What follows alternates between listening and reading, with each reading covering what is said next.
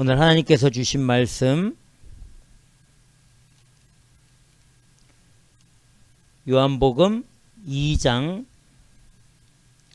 13절에서 25절 말씀입니다. 요한복음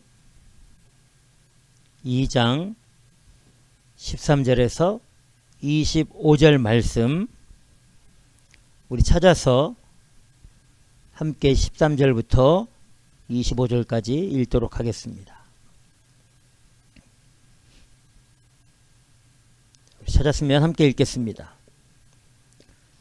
유대인의 유월절이 가까운지라 예수께서 예루살렘으로 올라가셨더니 성전 안에서 소와 양과 비둘기 파는 사람들과 돈 바꾸는 사람들의 앉은 것을 보시고 노끈으로 채찍을 만드사 양이나 소를 다 성전에서 내어 쫓으시고 돈 바꾸는 사람들의 돈을 쏟으시며 상을 엎으시고 비둘기 파는 사람들에게 이르시되 이것을 여기서 가져가라. 내 아버지의 집으로 장사하는 집을 만들지 말라 하시니 제자들이 성경 말씀에 주의 전을 사모하는 열심이 나를 삼키리라 한 것을 기억하더라. 이에 유대인들이 대답하여 예수께 말하기를 내가 이런 일을 행하니 무슨 표적을 우리에게 보이겠느냐. 예수께서 대답하여 가라사대 너희가 이 성전을 헐라 내가 사흘 동안에 일으키리라. 유대인들이 가로되 이 성전은 46년 동안에 지었거늘 내가 3일 동안에 일으키겠느냐 하더라. 그러나 예수는 성전된 자기 육체를 가리켜 말씀하신 것이라. 죽은 자 가운데서 살아나신 후에야 제자들이 이 말씀하신 것을 기억하고 성경과 및 예수의 하신 말씀을 믿었더라. 아멘. 기도하겠습니다. 하나님 아버지 감사합니다. 존귀와 영광과 찬양을 받아 주시옵소서. 오늘도 귀한 이 생명의 말씀 주신 것 감사합니다. 이 말씀을 증거하는 종의 입술 마음 생각을 성령으로 주장해 주셔서 오직 주의 진리와 뜻만을 바르게 증거해 하나님의 그 십자가의 길, 구원의 길, 예수님을 따라가는 복된 길로 온전히 우리 모두 따라갈 수 있도록 친히 이 시간을 주장해 주시고 성령으로 이끌어 주시옵소서.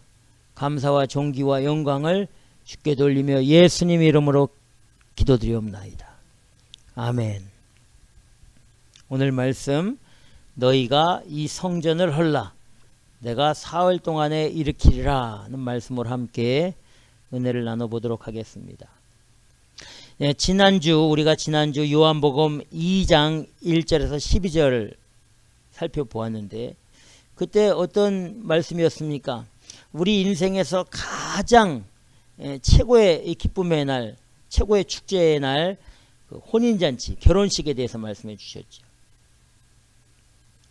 결혼식에 초청을 받은 예수님께서 그 한창 결혼식이 아주 무르익을 즈음에 포도주가 떨어졌을 때에 하인들의 그 순종하는 그 항아리에 물을 붓는 순종을 통해서 우리 예수님이 그 물을 포도주로 변화시켜 주셔서 갈릴리 지역이지 예루살렘 바깥에 있는 갈릴리 가나 작은 마을의 그 혼인잔치가 아주 즐거운 혼인잔치로 이어갈 수 있도록 우리 주님이 은혜를 베풀어 주신 것이죠. 이게 첫 번째 우리 예수님의 공생의 사역의 기적입니다. 소외되고 관심 바깥에 있는 그 작은 마을 거기에 뭐 혼인잔치가 그렇게 중요하겠습니까? 사실 우리 예수님이 그렇게 하신 게 이유와 목적이 있는 거죠. 그리고 이제 오늘 말씀 본문이 이스라엘의 최고의 명절, 최고의 이 절기 유월절에 대한 말씀입니다. 지금 우리 한국 추석 명절을 지금 연휴 기간에 있습니다. 우리 여기 미국이니까 미국에 사는 교포들은 추석이나 무슨 설 이런 거에 대한 이게 잘 오지 않지만 한국은 뭐 대단한 명절입니다. 추석이. 근데 지금 연휴가 한 거의 열흘 가까이 돼가지고 황금 연휴라고 해가지고 아주 대단합니다. 예. 우리는 그냥 미국 오기 전에 그냥 하나의 추억으로 그렇겠다 하지만 한국은 대단한 것 같아요. 예. 아주 축제 분위기고 추석하면 풍성하고 아주 넉넉하고 온 가족이 모이고 부모님을 찾아가고 즐겁고 기쁜 시간을 보내잖아요. 추석. 그 다음에 설. 이 두 개가 아주 한국의 최고의 이 전통적인 명절입니다. 이 이스라엘도 유대 민족도 6월절이 아주 대단히 중요한 최고의 이 명절입니다. 6월절이 시작될 때는 그 예루살렘 그리고 유대뿐만이 아니라 흩어져 있는 다른 나라에 살고 있는 사람들도 많은 사람들이 예루살렘으로 들어오죠. 들어와서 명절을 절기를 지킵니다. 왜 이 6월절이 이렇게 중요하냐면 구원과 관계 있기 때문에 그렇습니다. 하나님의 구원과 아주 관계 있기 때문에 이스라엘 백성들이 6월절 하면 하나님의 권능, 하나님의 은혜, 하나님의 사랑, 하나님의 구원하심, 하나님의 보호하심 이게 다 포함되어 있는 거예요. 예. 6월절에 여러분 원래 의미가 무엇입니까? 출애굽기서부터 시작되잖아요. 출애굽. 430년간 애굽의 포로 생활을 하고 있던 이스라엘 민족을 하나님께서 모세를 지도자로 삼아서 애굽을 나오도록 그래서 적과 꿀이 흐르는 가나안으로 인도하시는 그 역사가 출애굽인데 그때 출애굽을 할 때에 이스라엘 백성들이 쉽게 애굽을 나오지 못했습니다.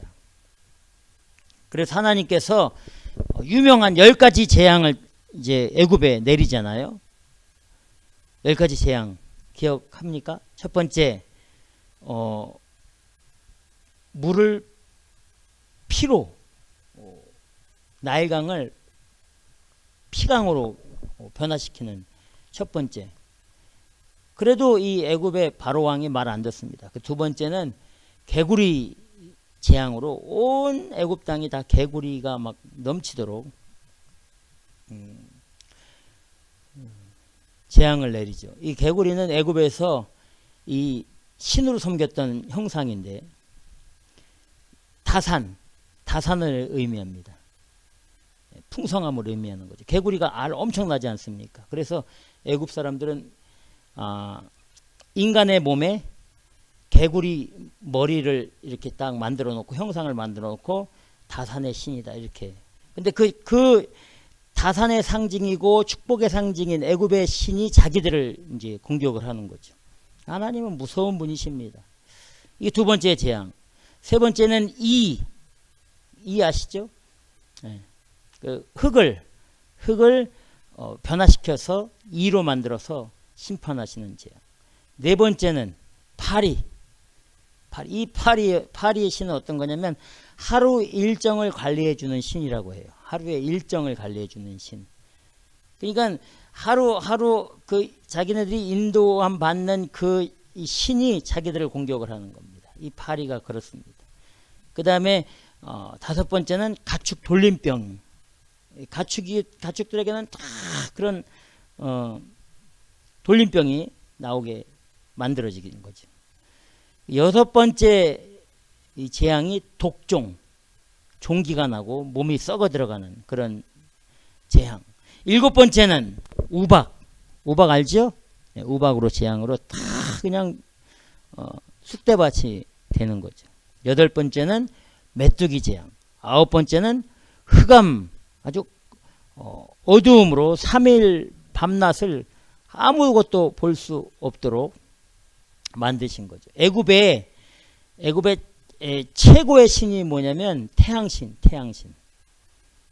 이 태양은 애굽의 아주 최고의 신인데 하나님께서 애굽이 가장 최고로 섬기는 그 태양을 무력하게 만드시는 거죠. 흑암으로 3일 동안.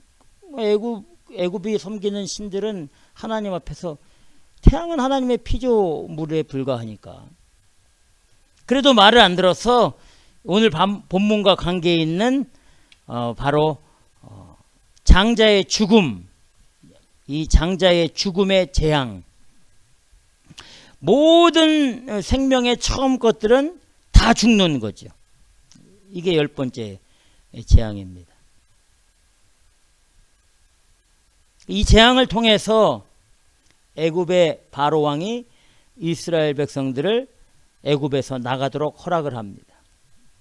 그런데 이 출애굽기 12장에 보면 어떻게 구원의 은혜가 임하는지 출애굽기 12장 6절에서 14절에 보면 하나님께서 이스라엘 백성들에게 이렇게 명령을 합니다. 양을 잡아서 양을 먹을 집에 좌우에 문설주와 임방에 그 어린 양의 피를 바르라고 말씀해 주십니다. 그래서 그 어린 양의 피를 바르고 그 고기는 다 불에 구워 먹고 절대 아침까지 남겨두지 마라. 만약에 고기가 아침까지 남으면 그 고기는 다 불로 태워 버려라. 이렇게 명령을 하시는 거죠. 하나님의 명령의 말씀을 듣고 양을 잡아서 집 안에서 양을 잡아먹는 집 안에서 먼저 피로 문지방과 임방에 그 어린 양의 피를 쫙 바른 그 집들은, 그 집 안에 있는 사람들은 이제 우리 하나님께서 죽음의 사자를 보내지 않습니까? 죽음의 사자가 그 애굽에 딱 들어왔을 때에 그 어린 양의 피가 묻어있는 집은 그냥 죽음이 임하지 않고 넘어갔다. 패스 오버. 그래, 6월절이라는 의미가 있는 거예요. 패스 오버. 그 집은 죽음이 임하지 않고 넘어갔다. 그리고 그 어린 양의 피를 바르지 않은 그 집은 누구이든 간에 관계없이 다 그 안에 장자들은 다 죽어가는 거예요. 첫 번째 난 짐승들, 첫 번째 난 그 자녀들 다 죽어나가는 거예요. 이게 무시무시한 그 재앙입니다. 무시무시한 재앙.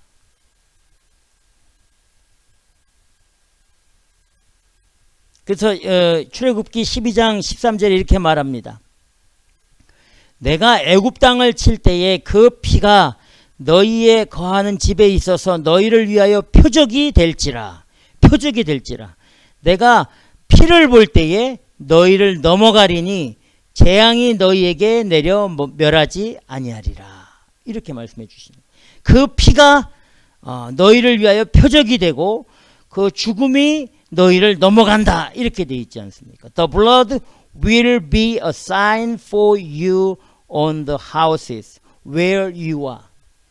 너희가 어디에 있든지 그 집에서 그 사인, 그 보혈의 그 어린 양의 피의 사인을 보면 And when I see the blood, I will pass over you.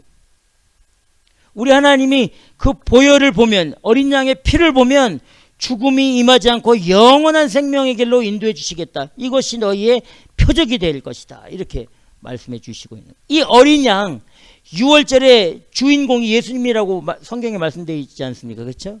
우리가 예수 그리스도의 십자가에 피 흘려 죽으신 그 사실과 그 진리를 믿고 나의 죄가 다 용서함 받고 나를 위해 부활하셨다는 그 생명의 진리를 받아들이고 예수님을 영접한 사람은 우리 안에 그 십자가의 보혈, 어린 양의 그 피가 발라져 있는 것이잖아요. 발라져 있는 것.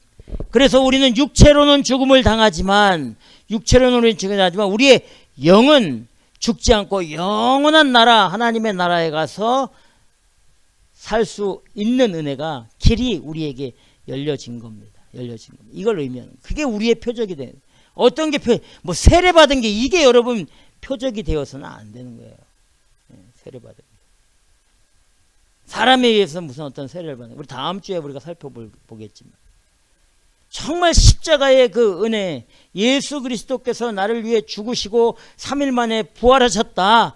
이 생명의 진리를 통해서 나는 육체 가운데 거하고 있지만 나를 거룩하게 만들고 하나님의 백성으로 만들어 주시기 위해서 나를 하나님의 자녀 삼아 주신 분, 나를 거듭나게 하신 분, 그분을 온전하게 믿는 그 사람이 그 구원의 은혜가 임한 사람이다.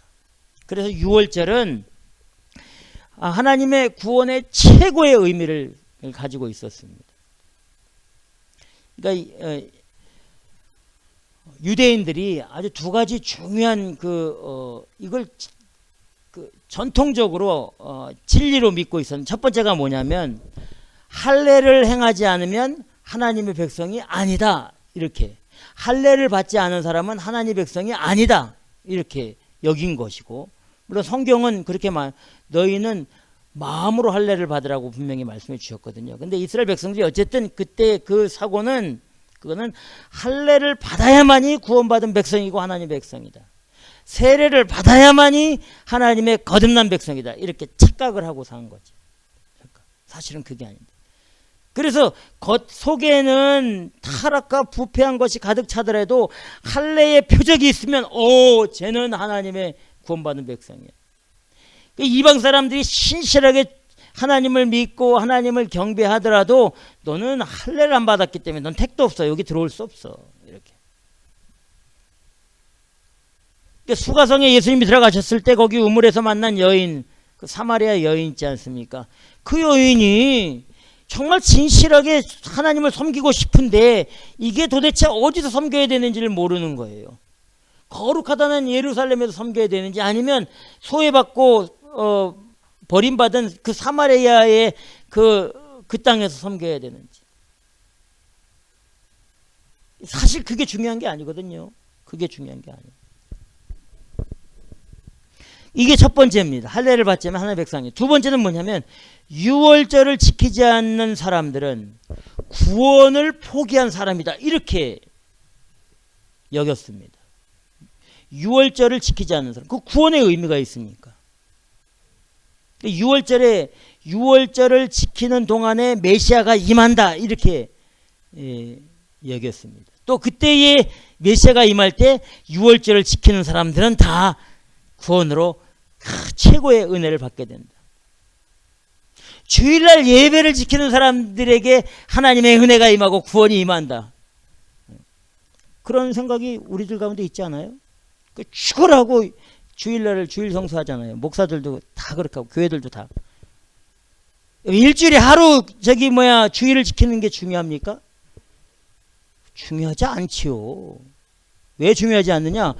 1년 365일 내 평생을 주님이 십자가에 죽으시고 부활하신 주님의 날로 살면 그게 최고지.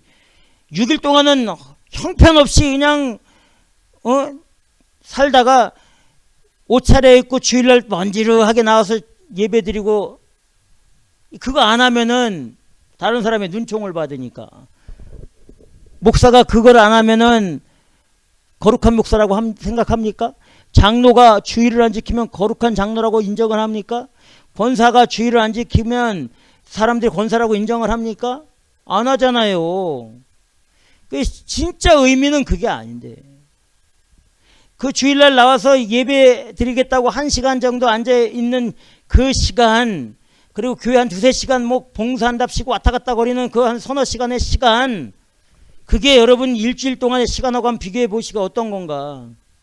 우리 주님이 원하시는 것은 1년 365일 매일매일이 주님이 나를 위해 십자가에 죽으시고 부활하신 생명의 구원의 주님이시다라는 것을 믿고, 내가 어느 환경 어느 형편에든지 십자가에 죽으시고 부활하신 주님을 따라서 믿음을 지키고 복음의 증인으로 사는 것, 이게 주일을 지키는 참 사람이에요. 이스라엘 백성들도 유월절을 지키지 않으면 구원받은 사람이 아니다, 구원을 포기한 사람이다, 이렇게 찍었습니다. 그러니까 유월절이라고 하면 다 내려놓고 다 예루살렘으로 다 올라가는 거예요. 다 올라가는 거예요. 사람들이 엄청나게 몰려들었습니다. 예루살렘에 있는 사람도 성전으로 갔습니다. 유대에 있는 사람들도 성전에 갔습니다. 유대 바깥에 디아스포라로 살고 있던, 여러 나라에 퍼져 살고 있던 이스라엘 백성들, 디아스포라, 그 교포들이죠. 이 사람들도 갈 수 있는 대로 어떻게든지 예루살렘에 들어가서 유월절을 지켜야만 된다. 이거 안 지키면 큰일 난다, 이렇게 여겼습니다. 맞죠? 그게 나쁘다는 게 아닙니다. 지킬 수 있습니다. 그런 배경으로 오늘 본문이 이제 시작이 되는 겁니다. 우리 예수님께서도 13절에 보니까 우리 예수님께서 유대인의 유월절이 가까운지라 예수께서 예루살렘으로 올라가셨더니 라고 말씀해 주십니다. 예루살렘으로 들어가셨습니다. 근데 우리 예수님이 예루살렘에 들어가셔서 거기서 벌어지고 있는 일들을 보고 깜짝 놀라는 거죠. 어떤 일이 벌어졌을까요? 14절 다 같이 읽겠습니다. 14절. 우리 예수님이 예루살렘에 들어가서 성전에서 일어나고 있는 일을 보시고 14절 우리 다 같이 읽겠습니다. 시작. 성전 안에서 소와 양과 비둘기 파는 사람들과 돈 바꾸는 사람들의 앉은 것을 보시고 아멘. 성전 안에서 보셨다. 맨 첫 단어가 성전 안에서, 맨 뒤에 단어가 보셨다. 그러면 성전 안에서 보신 그 가운데 있는 것들이 뭡니까? 소, 양, 비둘기 파는 사람들, 그리고 돈을 바꾸어주는 사람들, 이 사람들을 보신 겁니다.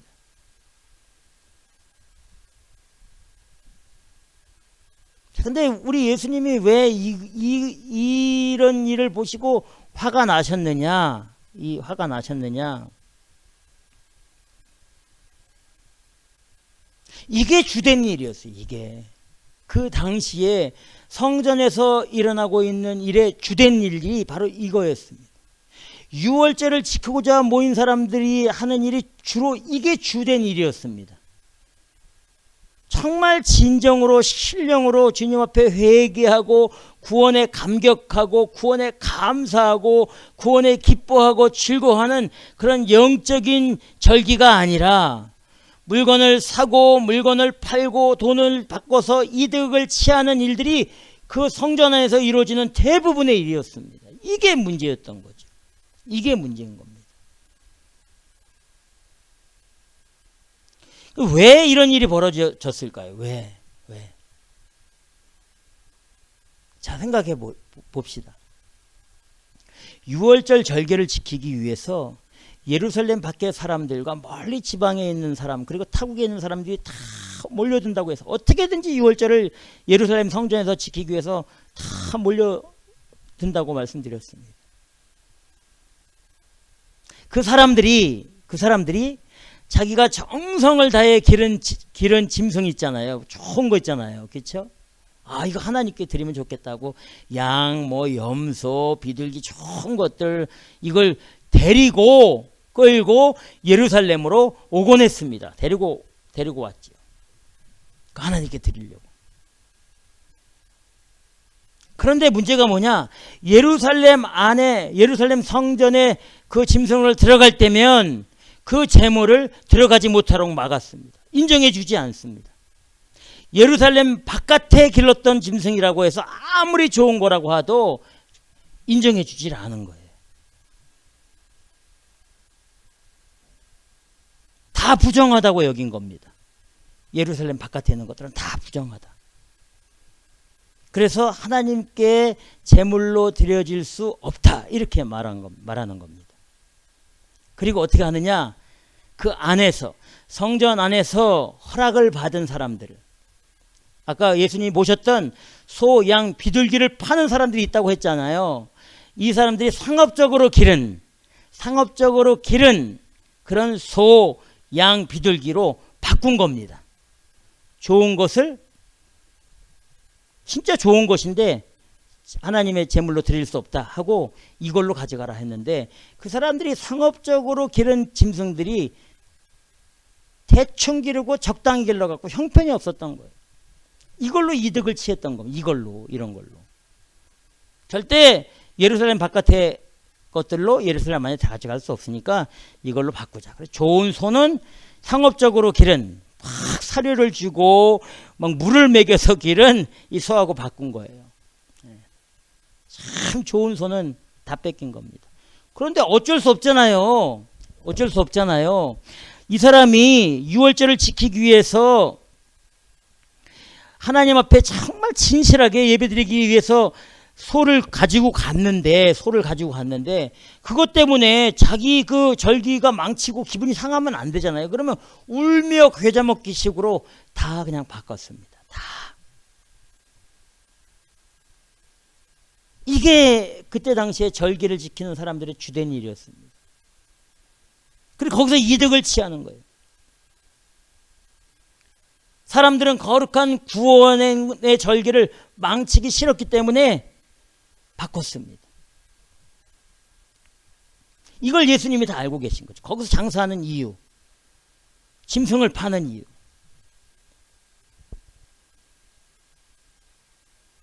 그 뒤에 누가 있었느냐? 예루살렘 성전을 총관리하는 대제사장, 제사장, 바리새인들 이런 종교 지도자들이 그런 일들을 뒤에서 다 조정을 하고 거기서 남는 이득으로 자기 부를 축적을 한 거예요. 거기서 장사하려면은 제사장이나 어떤 이런 종교 지도자들의 허락을 맡아요. 퍼밋을 받아야 돼요. 그리고 일정치의 세금을 반드시 내야 되는 거였습니다. 그러니까 명절만 되면, 6월절만 되면, 6월절에 이스라엘 절기만 되면, 특히 6월절만 되면 이 종교 지도자들은 엄청난 돈의 부를 가질 수 있는 거예요. 큰 대목이죠. 또 한 가지 이유는 이겁니다. 또 한 가지 이유는 우리 예수님이 또 뭘 보셨냐면 이 돈 바꾸는 사람들을 보셨다고 했는데 이게 무슨 문제냐? 타국에서 예루살렘 바깥에서 살고 있는 사람들은 이스라엘 돈을 가지고 있지 않잖아요. 자기네 나라, 자기네 지방의 돈을 가지고 쓰잖아요. 우리도 미국에 살고 있다가 한국에 가면 어떻게 합니까? 한국에서 환전을 하잖아요. 또 다른 나라로 여행을 가면 그 나라 돈으로 환전을 하잖아요. 그렇죠? 똑같습니다. 자기네가 살고 있는 나라나 지방의 돈을 가지고 절기를 지키기 위해 예루살렘으로 들어갑니다. 그 돈을 가지고 물건을 사려면 절대 못 사게 합니다. 살 수 없도록 제도를 만든 거예요. 인정해 주지 않습니다. 어떻게 되느냐? 돈을 바꾸는 데서, 환전을 하는 데서 반드시 이스라엘 화폐로 바꾸도록 제도를 만든 겁니다. 근데 이때에 아주 부당하게 착취를 하는 거예요. 10%에서 20%까지 환전 수수료를 떼는 겁니다. 환전 수수료를 떼는 거예요. 그런데 이것이 가난한 사람서부터 부한 사람까지 다 동일하게 적용이 되는 겁니다. 그리고 10%에서 20%까지의 그 환전 수수료를 누가 가지고 가느냐? 뒤에서 다 조정하고 있는, 관리하고 있는 종교 지도자들이 대제사장, 제사장, 그 다음에 바리새인들, 사두개인들, 서기관들, 율법학자들 이런 인간들이 다 착취하는 거예요. 다 착취하는 거예요.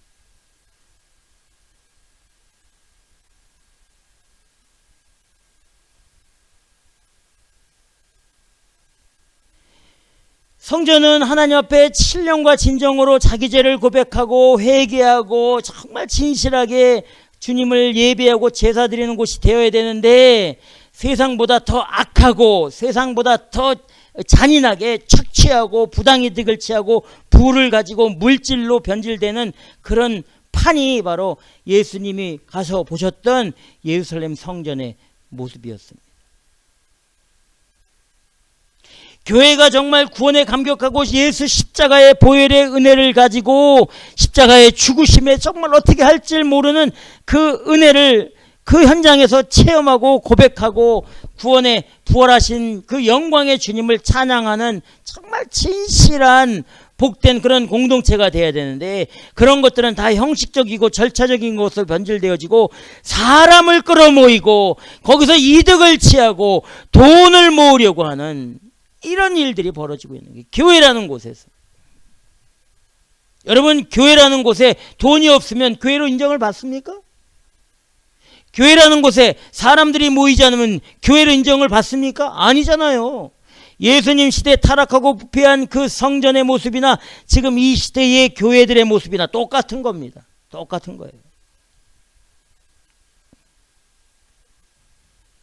그 당시에 예수님 당시에 사회적인 부패, 경제적인 부패, 종교적인 부패와 타락, 이 뒤에는 모두 종교 지도자들로부터 시작되었다는 사실이에요.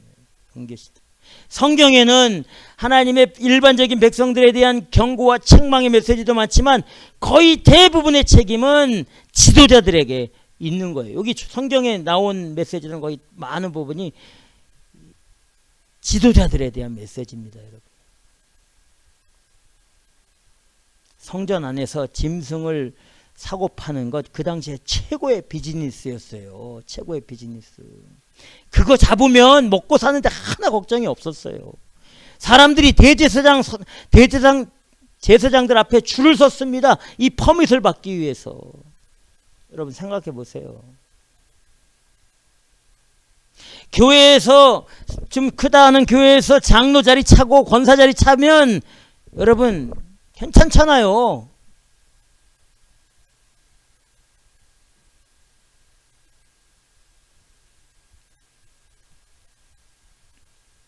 그 뒤에 다 종교 지도자들이 다 영향력을 행사한 겁니다. 제사와 예배는 그냥 형식과 절차에 지나지 않았습니다. 사람들의 흥미와 관심을 끌기 위한 하나의 예식에 불과했습니다. 그 사람들에게 관심을 끌어야지 다음번 절기 때 사람들이 다시 찾아오잖아요. 자기네들 손해를 보더라도. 그리고 예수님 시대에 제사 드리고 절기를 지킬 때는 정말 대단했습니다. 정말 대단했어요. 정말 멋졌습니다. 정말 멋졌어요. 정말 화려했어요. 사람들의 관심을 끌어요. 그래야 다음 해에 사람들이 또 소양 끌고 오고 돈 보따리 차고 예수님 찾아오죠. 그런데 문제는 그런 것들은 다 종교자들의 지도자들에 의해서 만들어진 어떤 그냥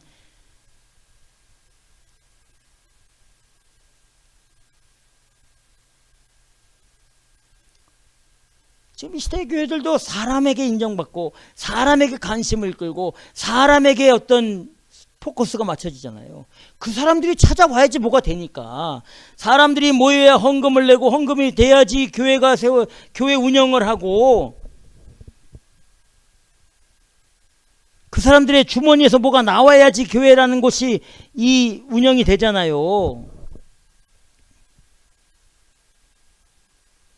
그러니까 주님의 그것은 잠깐이고 그 사람들의 돈, 그 사람들의 권위, 사람들의 권력, 사람들의 능력, 사람들의 힘, 사람들의 부, 사람들의 명성, 명예, 사회적 위치, 사회적인 영향력 이런 걸 가지고 사람들의 관심을 끄는 시대가 바로 이 시대 아닙니까? 우리 예수님이 그걸 보신 거예요. 그걸 보신 거예요. 우리 예수님이. 다 아시는 거죠. 여러분 말씀 오늘 본문 뒤에 요한복음 3장 24절 25절 한번 찾아서 읽어보겠습니다. 요한복음 2장 24절 25절 요한복음 2장입니다. 자, 시작. 예수는 그 몸을 저희에게 의탁지 아니하셨으니 이는 친히 모든 사람을 아심이요 또 친히 사람의 속에 있는 것을 아심으로 사람에 대하여 아무의 증거도 받으실 필요가 없음이니라. 아멘. 뭐라고 되어 있습니까? 우리 예수님은 친히 모든 사람을 아시고 또 친히 사람의 속에 있는 모든 것을 알고 계신다. 이렇게 말씀해 주시는 거예요. 우리 예수님이 성전 안에서 지금 행해지는 것이 무엇 때문에 행해지고 있고 왜 저 짓을 하고 있고 왜 도대체 저 사람들이 성전에서 돈을 바꾸고 짐승을 교환을 하고 짐승을 파는지 그 의도를 속을 다 알고 계시는 거죠. 그 뒤에 누가 있고 어떻게 해서 지금 이런 일들이 벌어지는 것이. 그래요. 우리 예수님이 진짜 화가 나신 겁니다. 다 알고 계시는 주님이 우리 주님인 줄 믿으시기 바랍니다. 여러분들 의도를 다 알고 있어요. 우리들의 이 계획과 생각 이런 것들을 마음 다 알고 계신 분입니다. 겉으로는 우리가 다른 사람들을 다 속일 수가 있죠. 그 사람들이 성전에서 장사하는 사람들이 우리 사기꾼이다 이렇게 말하겠습니까? 우리가 이렇게 10%, 20% 환전 수수료를 받는 우리가 사기꾼이다 이렇게 말하겠어요? 말 안 하지요. 어떻게든지 둘러댄 겁니다. 좋지 않은 짐승과 좋은 짐승 끌고 온 것을 바꾸는 그 일이 우리 사기꾼이야, 우리는 그렇게 하고 이득을 취해 이렇게 말했겠습니까? 아니에요. 그렇게 하지 않았어요. 예루살렘 거룩한 땅에서 이 거룩한 공기를 마시고 거룩한 풀을 뜯어 먹은 이 짐승, 특별하게 구별해서 이 준비된, 태어날 때부터 하나님 앞에 제물로 드려지기 위해 쫙 준비된 이 짐승이 최고의 짐승입니다. 이렇게 사기를 친 거죠. 사기를 친 거예요.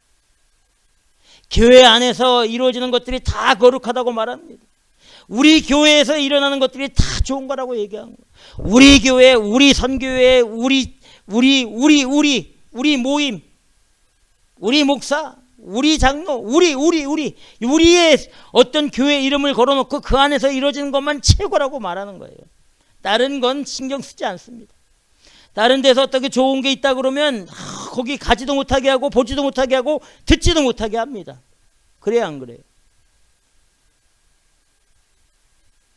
우리 예수님은 다 알고 계시는 거죠. 그런데 이런 일이 성전이 부패하고 그 예배와 이 제사가 타락한 것이 어제 오늘의 일이 아닙니다. 어제 오늘의 일이 아니에요. 우리 정말 새겨 들어야 됩니다.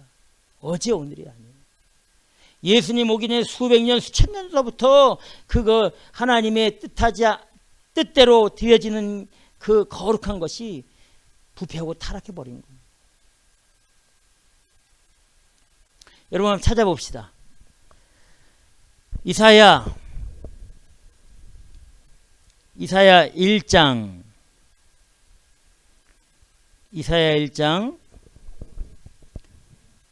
10절에서 14절 말씀. 이사야 1장 10절에서 14절 말씀.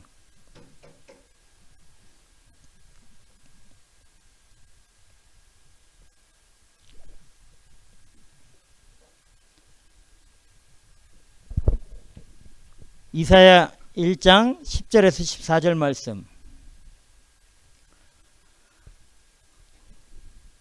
자, 우리 찾았으면 우리 다 같이 읽겠습니다. 10절부터 시작. 너희 소돔의 관원들아 여호와의 말씀을 들을지어다. 너희 고모라의 백성아 우리 하나님의 법에 귀를 기울일지어다.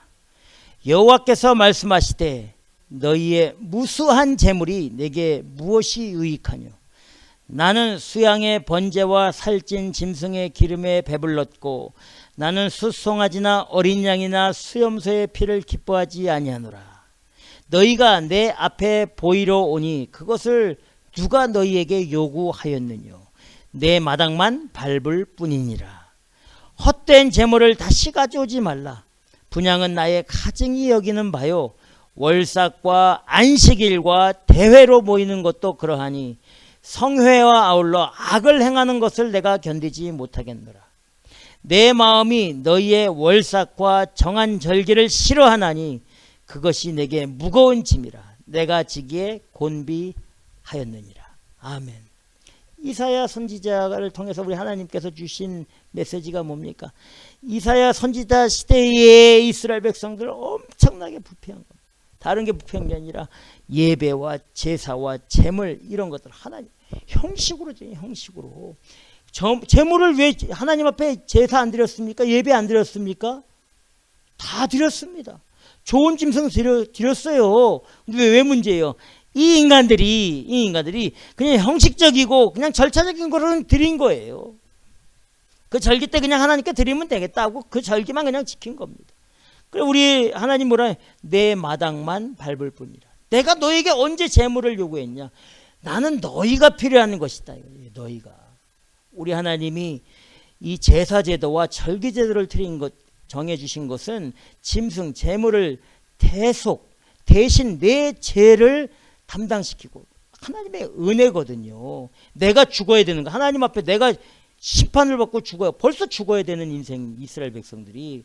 그런데 우리 하나님께서 그 인생들을 긍휼히 여기시고 사랑하셔서 대신 짐승을 너 대신 잡아라. 근데 잡아서 드릴 때에 네가 죽는 것처럼, 네가 피 흘리는 것처럼 정말 참회하고 회개하고 진정으로 네가 내 앞에서 짐승을 잡아라. 제사장이 내 죄를 그 짐승에게 탁 안수를 해서 대신 지게 만들잖아요. 예? 이게 의미가 있는 거예요.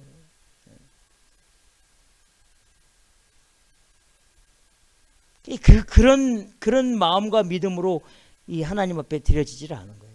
그래서 뭐라고 얘기합니까? 10절에 이사야 1장 10절에 너희 소돔의 관원들아 이렇게 돼 있지 않습니까? 너희 고모라의 백성들아. 그 당시에 지도자들, 종교 지도자들은 다 소돔의 관원들로 변질하고 타락해 버렸습니다. 그 당시 이스라엘 백성들은 뭐냐? 고모라의 백성들. 여러분 소돔과 고모라가 어떤 지역입니까? 성경에 나타난 최고의 부패의 상징이에요. 최고 타락의 상징이에요. 불심판을 받은 그런 지역이 소돔과 고모라입니다. 지금 이스라엘 백성들이 하나님의 무서운 불심판을 받을 대상들이라고 말씀해 주시고 있는 거예요. 얼마나 부패했으면. 1장에서 그렇게. 또 이사야서 66장 찾아보십시오. 이사야서 66장 3절. 이사야서 66장 3절.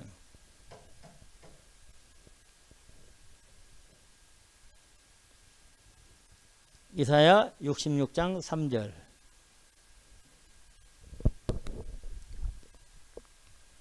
자, 우리 찾았으면 다 같이 읽겠습니다. 시작. 소를 잡아들이는 것은 살인함과 다름이 없고 어린 양으로 제사 드리는 것은 개의 목을 꺾음과 다름이 없으며 드리는 예물은 돼지의 피와 다름이 없고 분향하는 것은 우상을 찬송함과 다름이 없이 하는 그들은 자기의 길을 택하며 그들의 마음은 가증한 것을 기뻐한즉. 아멘. 이게 그 당시고 예수님 시대 당시고 지금 이 시대도 마찬가지예요. 찬송을 부리고 밴드를 불러서 조명을 켜고 찬송을 부르는 것은 다 뭐예요? 우상을 찬송하는 것 같다는 거예요. 제물을 드리는 것은 돼지의 피, 어린 양으로 정성을 다해 하나님 앞에 제사 드리는 것은 개의 목을 꺾은 것 같다는 거예요. 이건 무시무시한 말입니다. 여러분, 우리가 하나님 앞에 새벽잔을 쌓고 수예배를 하고 금요철을 하고 주일날 예배 가서 드리고 이런 것들이 잘못하면 이렇게 이사야서 66장 3절의 메시지처럼 무시무시한 하나님의 경고의 메시지가 될 수 있다는 거예요. 여러분, 우리가 어떻게 예배 드리는지, 예배는 어떻게 되는 거예요? 삶으로 드리는 게 최고 예배입니다. 삶으로. 번지르하게 건물 지어놓고 거기서 사람 끌어모아서 쇼하지 말고 내 성도들 한 사람 한 사람 삶에서 정말 감격의 예배, 삶으로 감격의 예배 드릴 수 있도록 이 종교 지도자, 목사라는 인간들이 좀 해야 되는데 돈벌이를 해야 되니까, 교회에 돈이 들어와야 되니까 자꾸 끌어모이는 주일 성수라는 것을 이용을 해가지고 주머니를 터는 거예요. 여러분, 예수님 시대에 유월절이라는 것을 통해서 사람들을 다 끌어모아서 그 사람들의 주머니를 털었던 종교 지도자들과 똑같이 여러분들의 주머니를 털어서 교회를 넓혀야 되잖아요. 교회 건물을 넓혀야 되잖아요. 여러분, 이게 무시무시한 겁니다. 적그리스도적 그런 이 발상이에요. 발상.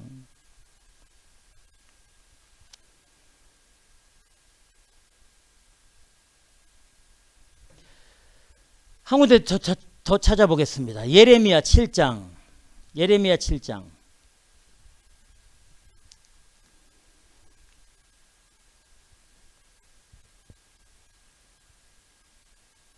예레미야 7장 1절부터 4절, 8절부터 11절까지 한번 찾아서 읽어보도록 하겠습니다. 정말 여러분, 좀 이 시대 여러분, 우리의 이 마음으로 진짜 드려지는, 우리 삶으로 드려지는 예배와 찬송과 또 이 주일의 이 개념이 있지 않으면 여러분 우리가 정말 돌아봐야 됩니다. 성경은 계속해서 그걸 계속해서. 그러니까 우리 이사야서 읽었지만 너희 헛된 저물을 다시 가져오지 마라. 분향은 나의 가정이 여기는 바에 월삭도 필요 없고 안식일도 필요 없고 대회로 모이는 것도 필요 없고 성회로 어울려 악을 저지르는 거 내가 도저히 견디지 못하겠다. 내 마음이 하나님의 마음이 너희 월삭 정한 절기를 싫어한다. 이렇게 말씀해 주시죠. 깊이 새겨들어야 됩니다. 이 시대는 예수 그리스도, 이 구원받은 백성이 정말 예수 그리스도 그 십자가에 죽으시고 부활하신 생명의 구주의 그 구원의 은혜와 대속의 은혜의 중심으로 살지 않고 교회 중심, 목사 중심, 장로 중심, 건물 중심 이렇게 하잖아요. 어떤 행사 중심. 자, 그런 공동체를 뭐라고 말씀해 주신지 예레미야 7장 1절부터 4절 우리 다 같이 읽어보겠습니다. 시작. 여호와께서 예레미야에게 말씀이 임하니라. 가라사대 너는 여호와의 집 문에 서서 이 말을 선포하여 이르기를 여호와께 경배하러 이 문에 들어가는 유대인들아 다 여호와의 말씀을 들으라. 만군의 여호와 이스라엘의 하나님이 이같이 말씀하시되 너희 길과 행위를 바르게 하라. 그리하면 내가 너희로 이곳에 거하게 하리라. 너희는 이것이 여호와의 전이라 여호와의 성전이라 여호와의 교회라 하는 거짓말을 믿지 말라. 아멘. 예레미야에게 성전 앞에 서가지고 그 안으로 들어간 성전 안으로 들어가는 사람들에게 외치라는 거예요. 말하는 거예요. 너희가 들어가는 그 성전은 성전이 아니다. 너희가 가는 그 교회는 교회가 아니다. 그거 다 거짓말이야. 이렇게 외치라고 말하고 있습니다. 잘 들으십시오, 여러분. 무엇이 성전이고 누가 교회인지 알고서 여러분들의 신앙의 길을 가셔야 됩니다. 8절부터 11절 예레미야 7장 8절부터 11절 또 읽겠습니다. 시작. 너희가 무익한 거짓말을 의뢰하는도다. 너희가 도적질하며 살인하며 간음하며 거짓맹세하며 바알에게 분향하며 너희의 알지 못하는 다른 신들을 쫓으면서 내 이름으로 일컬음을 받는 이 집에 들어와서 내 앞에 서서 말하기를 우리가 구원을 얻었나이다 하느냐. 이는 이 모든 가증한 일을 행하려 함이로다. 내 이름으로 일컬음 받는 이 집이 너희 눈에는 도적의 구렬로 보이느냐. 보라, 나 곧 내가 그것을 보았노라. 아멘. 우리 하나님이 다 보고 계시다는 거예요. 그 안에서 성전에서 부패하고 타락하고 그 하나님 앞에 예배드리고 하나님 앞에 제사 드린다고 하면서 하나님은 사실은 바알에게 분향을 하고 세상의 중심, 물질 중심, 그런 인간적인 중심으로 예배드리고 쇼하는 그런 것을 우리 하나님은 인정하지 않는다는 거죠. 그리고 뭐라고 얘기합니까? 와, 우리가 구원을 얻었다는 거예요. 교회 다니는 사람들 다 그렇잖아요. 예? 물어보면 압니다.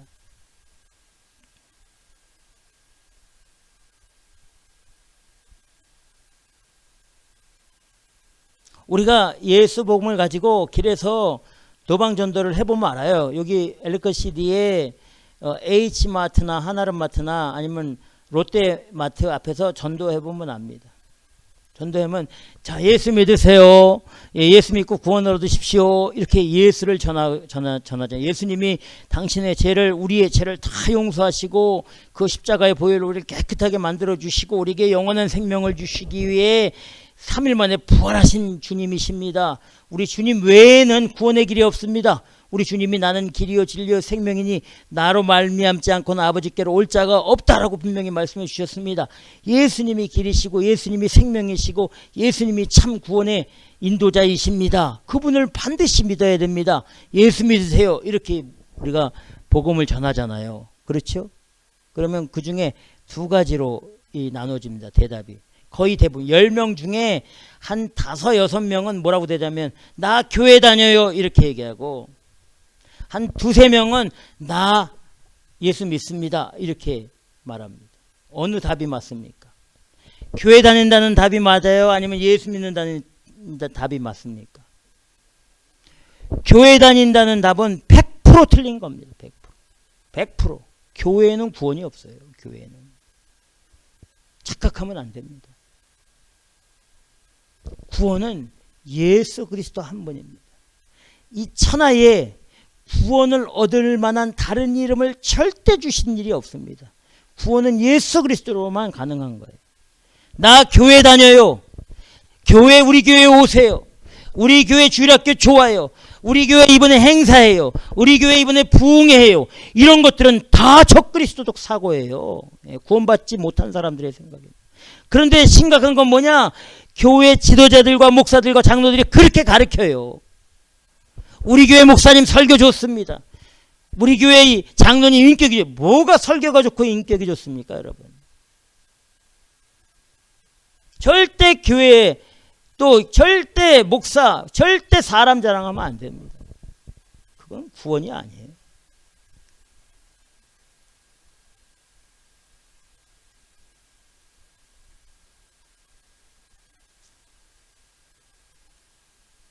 예레미야 5장 1절. 우리 하나님이 이렇게 말씀해 주셔요. 예레미야 5장 1절. 너희는 예루살렘 거리로 빨리 왕래하며 그 넓은 거리에서 찾아보고 알라. 너희가 만일 공의를 행하며 진리를 구하는 자를 한 사람이라도 찾으면 내가 이 성을 사하리라. 예루살렘을 다니면서 아주 자세히 찾아보라는 거예요. 그 예루살렘 성 안에서 공의를 행하고 진리를 구하는 사람이 한 사람만 있어도 내가 이 예루살렘 성을 용서해 주겠다. 이 말씀은 뭐야? 한 인간도 없다는 거예요. 완전히 부패한 거죠. 그러면 예레미야 선지자가 하나님의 메시지를 받아서 선포할 때에 그 당시에 예루살렘 성 안에 거룩하다는 사람이 없었습니까? 거룩한 예배를 제사를 안 드렸습니까? 거룩하다는 종교 지도자들이 없었습니까? 그 사람들끼리는 다 그렇게 한 거예요. 거룩하다고, 다 좋다고, 최고의 예배다, 최고의 성전이다 이렇게 한 겁니다. 우리 하나님 모시기에는 아니었어요. 그들이 행하는 것은 개 목을 꺾는 그런 일들이나 하고 있고 돼지의 피를 흘리는 것 같은 그런 짓을 한 거예요.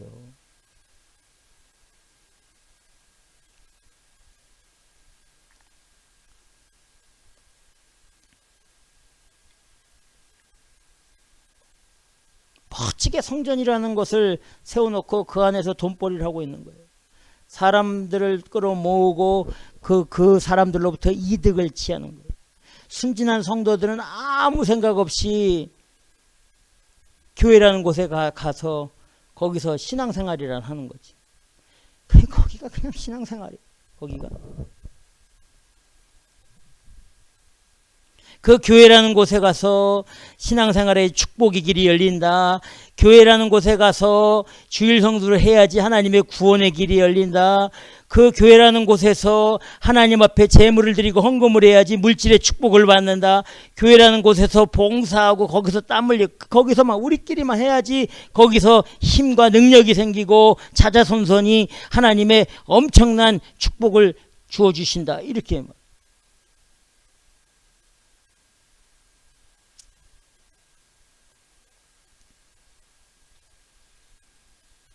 성전은 비즈니스로 타락해버리고 교회는 세상의 입맛에 길들여져서 어떻게 회복될 기미가 보이지 않는 겁니다. 그 배후에는 세속화되어 버린 목사들, 물질로 변질된 장로들, 권사들, 이 사람들이 활개를 치고 사람들을 선동을 하고 사람들을 유혹을 하는 겁니다. 종교 지도자, 이 대제사장, 제사장들, 이 바리새인들, 율법학자, 서기관들이 예수님 시대에 그렇게 사람들의 뒤에서 등을 쳤듯이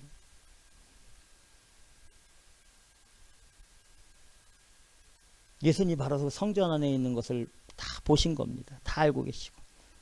어떻게 하셨습니까? 어떻게? 자, 요한복음, 오늘 본문 요한복음 2장 14절부터 16절까지 우리 다 같이 읽겠습니다. 요한복음 2장 14절에서 16절 시작. 성전 안에서 소와 양과 비둘기 파는 사람들과 돈 바꾸는 사람들의 앉은 것을 보시고 노끈으로 채찍을 만드사 양이나 소를 다 성전에서 내어 쫓으시고 돈 바꾸는 사람들의 돈을 쏟으시며 상을 엎으시고 비둘기 파는 사람들에게 이를 때 이것을 여기서 가져가라. 내 아버지 집으로 장사하는 집을 만들지 말라 하시니. 아멘. 아멘. 보시고 내어 쫓으시고 쏟으시고 엎으시고 가져가라.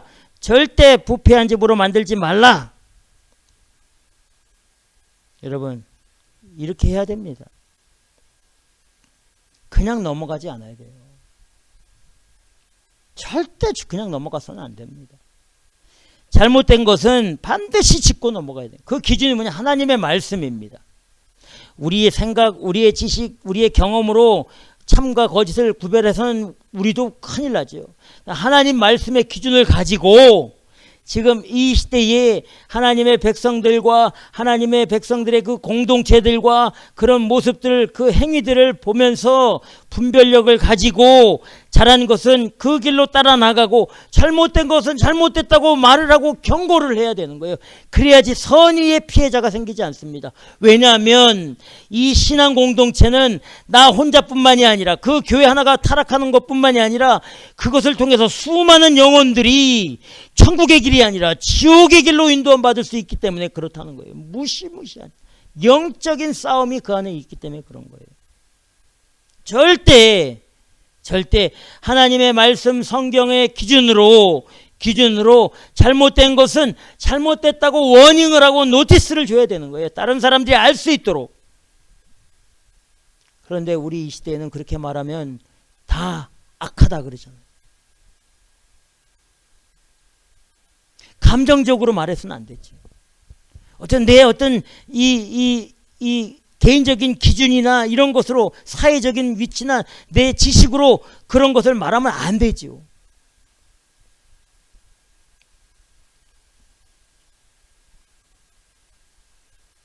그냥 넘어가서는 안 되는 겁니다. 우리 예수님이 뭐라고 얘기하십니까? 이것을 여기서 가져가라. 내 아버지 집으로 장사하는 집을 만들지 말라. 다 엎으십니다.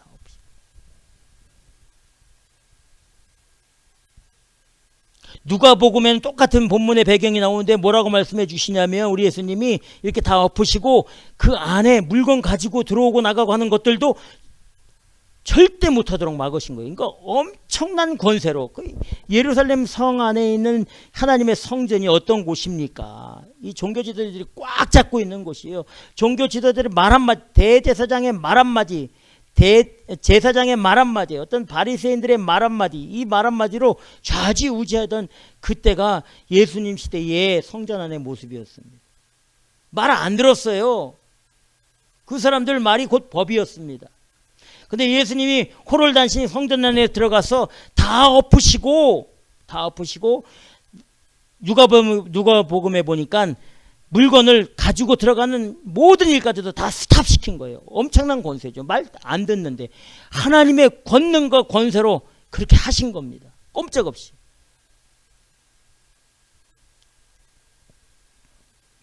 자, 그럼 어떻게 되겠습니까? 그 안에 성전 안이 발칵 뒤집힌 거예요.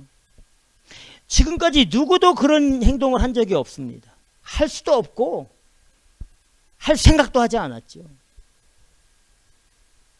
그걸 하게 되면 성전에 대한 도전이고 목사에 대한 도전이고 장로에 대한 도전이라서 아주 가만두지 않았습니다.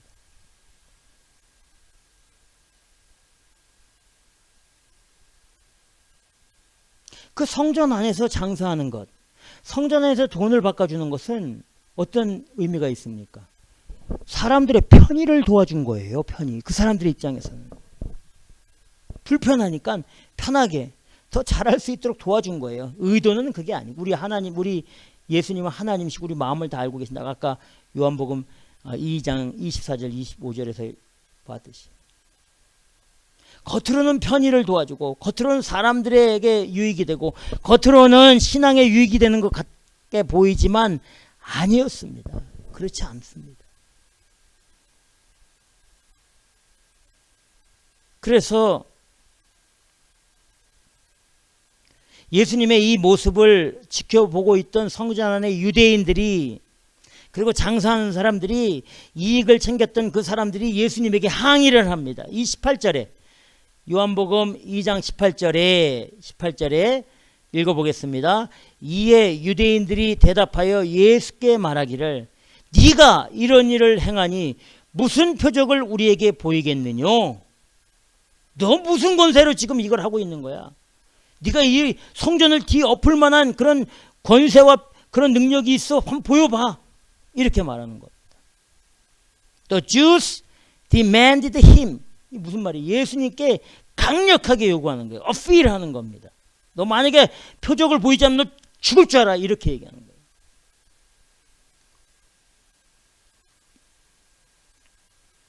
우리 예수님께서 항의하고 대항하는 성전 안의 유대인들에게 대답하십니다. 2장 19절에 예수께서 대답하여 가라사대 너희가 이 성전을 헐라 내가 사흘 동안에 일으키리라. 아멘. 이 성전을 헐라. 이 건물로 된 이것은 참 성전이 아니다. 이 교회를 헐어버리라. 이미 장사와 비즈니스로 변절버리고 세상적이고 물질적으로 타락해버린 이 교회를 다 헐어버리라. 이렇게 말씀해 주시는 거예요. Destroy this temple. 내가 사흘 동안에 일으키리라. I will raise it again in 3 days. 3일 만에 일으킨다. 그 말을 들은 그 성전 안에 있는 사람들과 유대인들이 2장 20절에 보니까 요한복음 2장 20절에 보니까 유대인들이 가로되 이 성전은 46년 동안 우리가 지었는데 네가 3일 동안에 어떻게 다시 일으키겠다고 말하느냐? 이렇게 말하는 거예요. 말도 안 되는 소리를 해. 네가 46년 동안 지은 건물이야. 이 건물을 지을 때 돈이 얼마나 들어가는지 알아? 수십억, 수백억을 들인 거야. 이 빌딩을 세울 때 46년 동안 지으면서 우리가 땀과 수고로 다 하고 건축원금 다 하고 헌신한 건데 이걸 헐어버리면 네가 어떻게 3일 만에 짓겠다는 거야. 말도 안 되는 소리 하지 마. 예수님에게 따지는 거지. 교회를 다 헐어버리라. 우리 예수님이 3일 만에 다 다시 세우리라. 무슨 소리야. 은행에서 론 받아갖고 이 건물 짓는데 우리가 얼마나 고생을 했는데 얼마나 고생을 했는데 지금 이 교회를 헐어버리라고요? 무슨 말이에요? 무슨 말. 당신 미친 거 아니야?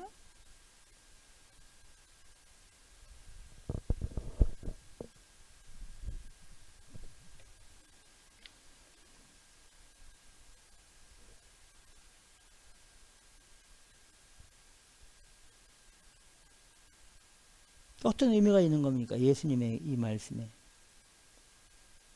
2장 21절 오늘 본문 2장 21절 요한복음 그러나 예수는 성전된 자기 육체를 가리켜 말씀하신 것이라. 우리 예수님이 성전이라고 말씀하신 것이 누굽니까? 예수님 자신이에요. 그런데 뭐라고 되어 있냐면 이 성전을 헐라 내가 사흘 동안에 다시 일으키시리라. 이 말씀은 우리 예수님이 성전이신데 십자가에 죽으시고 부활하심으로 생명의 영원한 성전으로 임하신다. 이걸로 예수님이 성전이에요. The temple is his body. 예수님이 성전이에요. 예수님이 성전.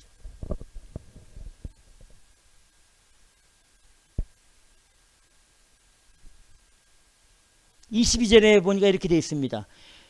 죽은 자 가운데서 살아나신 후에야 제자들이 이 말씀하신 것을 기억하고 아 그렇구나. 지금은 몰랐어요. 지금 예수님이 이 말씀을 하실 때는 아무도 의미를 몰랐어요. 아무도. 십자가에 죽으시기 전이기 때문에 무슨 말씀을 하는지 제자들도 몰랐어요. 그런데 우리 예수님이 십자가에 죽으시고 3일 만에 부활하신 후에야 그때 예수님이 이 성전을 헐어버리고 이 성전, 건물로 된 성전, 사람의 손으로 지어진 성전, 돈으로 지어진 성전, 이 성전은 성전이 아니었구나. 참 성전은 예수님 바로 저분이었구나. 십자가에 죽으시고 부활하시는 것이 참 성전이고 저분을 죽으시고 부활하신 분을 믿는 그 사람이 성전, 온전한 성전으로 되어가는 사람이구나라는 것을 그때야 아는 겁니다. 죽은 자 가운데서 살아나신 후에야 제자들이 이 말씀하신 것을 기억하고 성경과 및 예수의 하신 말씀을 믿더라. 여러분 이거 꼭 기억하시고, 진짜 성전, 진짜 교회는 우리 주 예수 그리스도입니다. 한 분이십니다. 예수 그리스도 생명의 구주께서 나를 위해 십자가에 죽으시고 부활하신 생명의 구주임을 믿는 그 사람, 영접하는 그 사람이 성전이 되어가는, 성전인 하나님 백성이 된다는 사실을 꼭 믿으시기 바랍니다.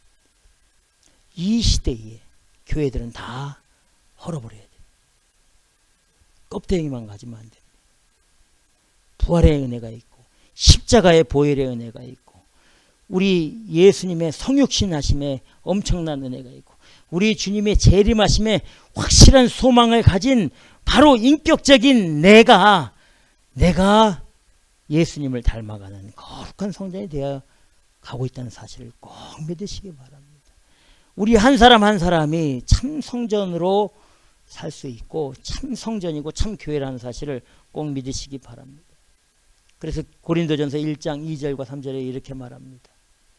고린도에 있는 하나님의 교회 곧 그리스도 예수 안에서 거룩하여지고 성도라 부르심을 입은 자들과 또 각 처에서 우리 주 곧 저희와 우리의 주 대신 예수 그리스도의 이름을 부르는 모든 자들에게 하나님 우리 아버지와 주 예수 그리스도로 쫓아 은혜와 평강이 있기를 원하노라. 무슨 말입니까? 고린도에 있는 하나님의 교회가 있는데 그 고린도에 있는 하나님의 교회가 어떤 교회냐? 그리스도 예수 안에서 거룩하여지고 성도라고 부르심을 받는 사람들이에요. 건물이 아니라 인격적인 교회를 말하는 거예요. 우리들 예수를, 이 사람들은 어떤 사람들이냐? 주 대신 예수 그리스도의 이름을 고백하고 증거하고 외치고 자랑하는 사람들이에요. 이 사람이 성도입니다.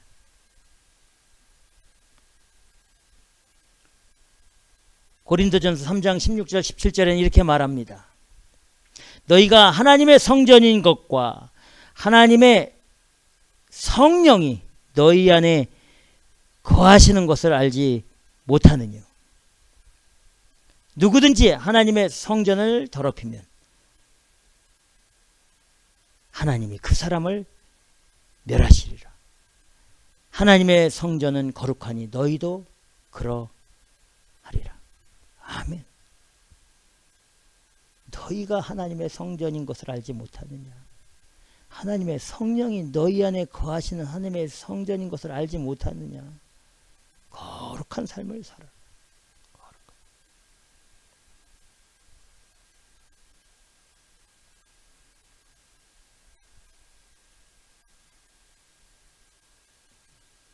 에베소서 2장 20절에서 22절 찾아보겠습니다. 에베소서 2장 20절에서 22절 말씀.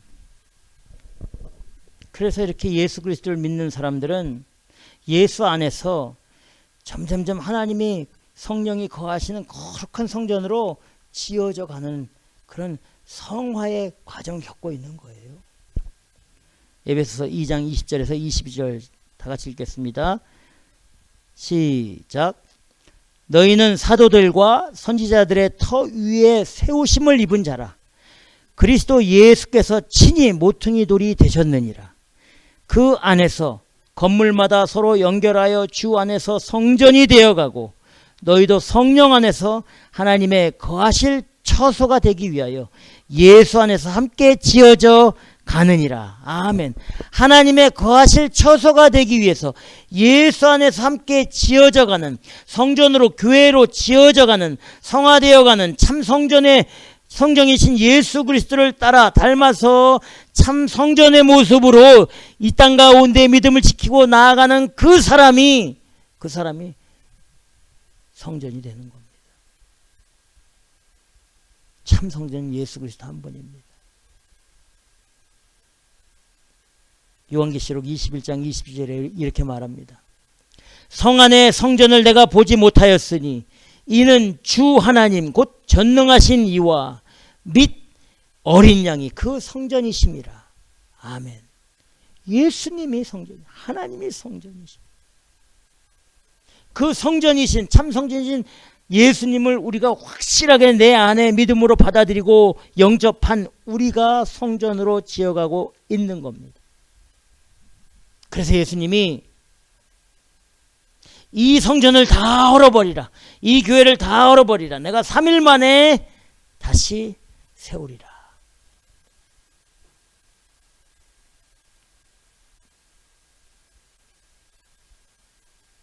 주 예수 그리스도 생명의 구주가 참 교회이고 참 성전이고 그분의 길로 믿음을 지키고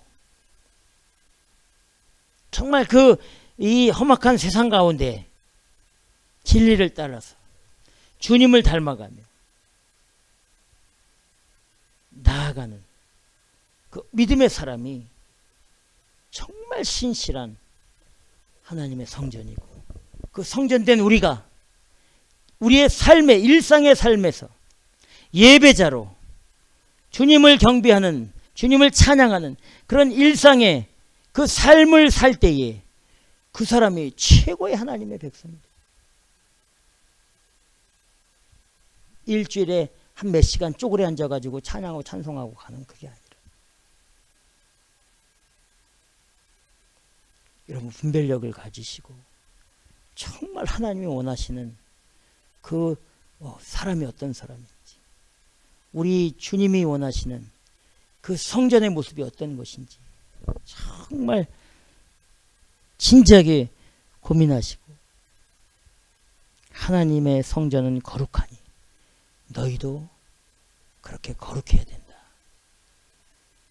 이 믿음을 가지시고 주의 영광을 위해서 복음의 증인으로 주님을 찬양하고 주님을 즐거워하고 구원에 감격하고 제사함의 은혜를 기억하면서 멋지게 십자가의 길로 가 승리하시기를 주님의 이름으로 축원합니다. 기도하겠습니다.